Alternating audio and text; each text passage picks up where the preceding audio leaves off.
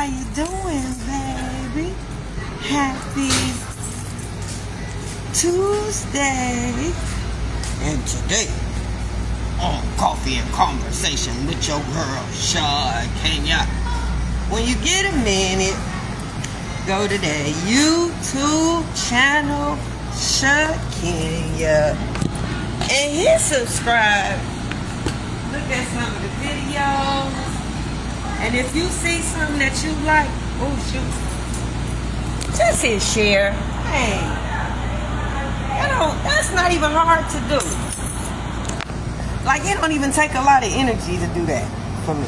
Like, that's how much you care about me, huh? You can't even hit a subscribe button. What I do to you? Why you don't like me? I'm serious. I know I can't please everybody all the time, and I know everybody ain't gonna like me. I ain't everybody cup of tea. But why you don't like me? Why you won't share my stuff? God damn it. So guys, today we finishing up the family segment. Yeah, we were talking because we've been talking about the environment that you have your children in.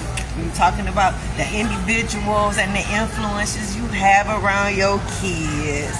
We were talking about your family. We talked about an issue. It wasn't really an issue. It was actually a discussion that you and your baby mama and your baby daddy had about the baby. You didn't want the baby dropped off over grandma's house unsupervised. We discussed this. And we talked about everything that the baby was being exposed to over grandma's house. And you know what? Believe it or not, out of all the dysfunctional stuff I talked to y'all about all week, ain't none of that no reason to keep a child away from a parent. I know, because some people try to use that, manipulators, they try to use that as the reason why when they telling other people, well, they family ain't this and that. This week goes on in they family. They got a crackhead over there. They got a drunk over there. They got a this and that. They talk about all the bad stuff when it comes to your family because they got to justify it. They got to justify you keeping a child from a whole family. They gotta make it make sense. They gotta add reasons on it. They gotta juice it up.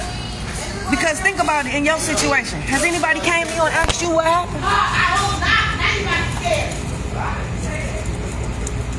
Has anybody came to you and asked you your side of the story? Why the baby not with you? Why you don't see your baby? Why you don't have a relationship with your baby? Why your baby mama or your baby daddy don't like you? Why they mad at you? What did you do? Has anybody came to you? Think about that. Why not? Why they haven't? If ain't nobody came to you and asked you your side of the story, it's because they already know something.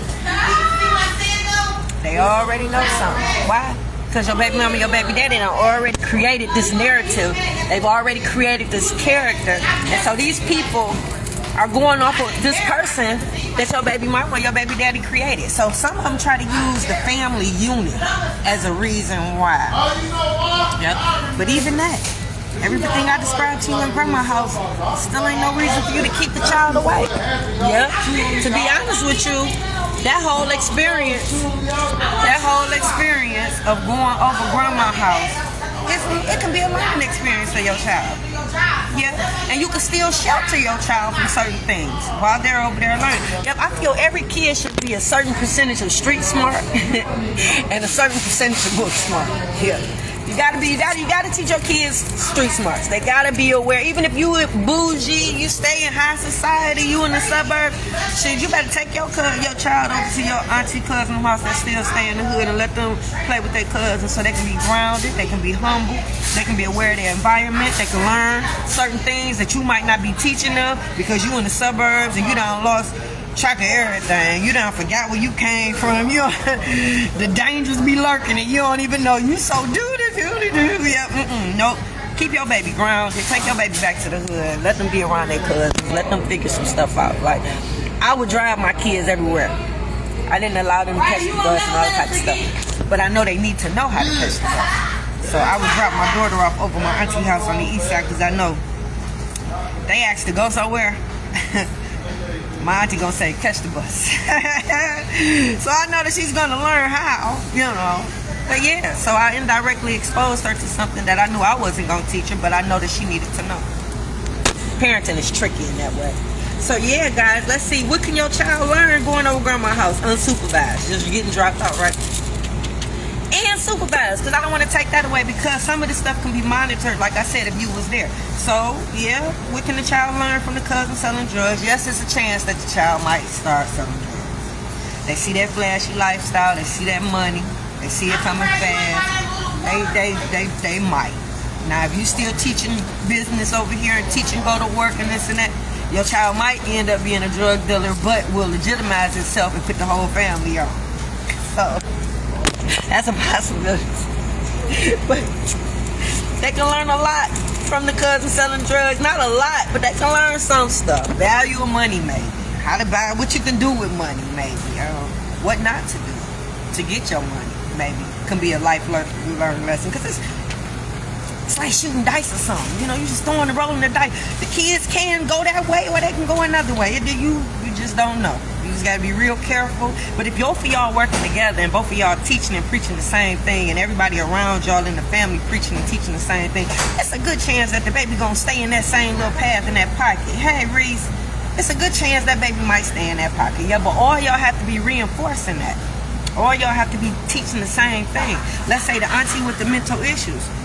Maybe that baby will learn the importance of keeping your mental right, going to the doctor, you taking medication, keeping appointments. Hell, the baby might want to become a therapist because they so overwhelmed with the auntie that's mentally ill. They might want to help her and help others, so they might want to go to school and become a therapist as a result of being around auntie. The auntie that smoke crack. That's a good example for not to do drugs. So the child being exposed to the auntie that do crack, they seeing how her body has deteriorated. They see how she is. She out here at the gas station asking for money for crack. They witnessing us. Man, that might teach them not to do drugs. Seeing that example. Yep. And what about the gay uncle? Well, they can learn a lot from the gay uncle. Living in your truth. Being who you are, accepting.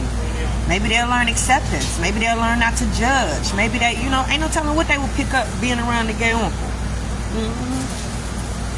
So, I mean, even with all this going on, ain't none of this enough to separate a child from a parent.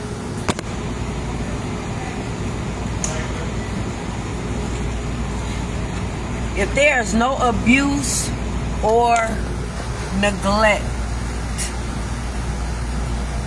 there's no reason why a child shouldn't love their mother and their father and respect them equally. There is no reason for it. And if your child does not, you're doing something wrong.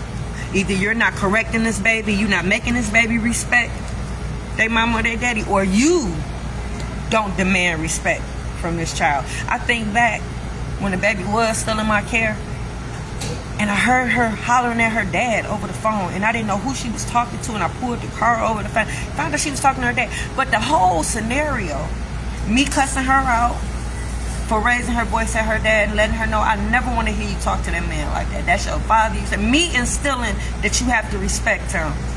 Him allowing her to do it, meaning she's not respecting them, she ain't gonna have no respect for me, and she don't. So I got to work hand in hand. Y'all got to be working together when it comes to this baby. If you over there reinforcing respect for me and I'm reinforcing respect for you, you can't go wrong there.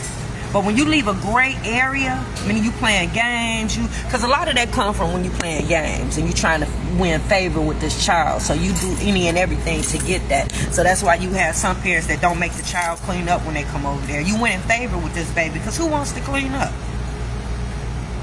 Not I. And I got a cleaning company. So a kid, yeah, so when they come over to your house, they cleaning, they washing clothes, they cooking dinner, they doing this and doing that. But when they go to the other person's house, it's a resort. They ain't got to do shit. They got their feet up. They watching TV. They sipping Kool-Aid. Yeah. So you creating an environment that's totally different from where they coming from. That's why I say everything got to be the same. But yeah, today, y'all, we was focusing on family. We talked about grandma family and dysfunctions over there. And we also letting you know that still ain't no reason to separate a child from a parent. Because you got some parents that uses this. So hopefully you thought about your family. Yesterday we talked about your family, looking into your family. And we talked about the issues that you might be having with your family. Your family might look like grandma's house. Then we also talked about you guys having family meetings to see if you can rectify some of these issues and problems that's going on at grandma's house. We talked about that as well. So, guys, that's it. I'm going to wrap it up for the family edition.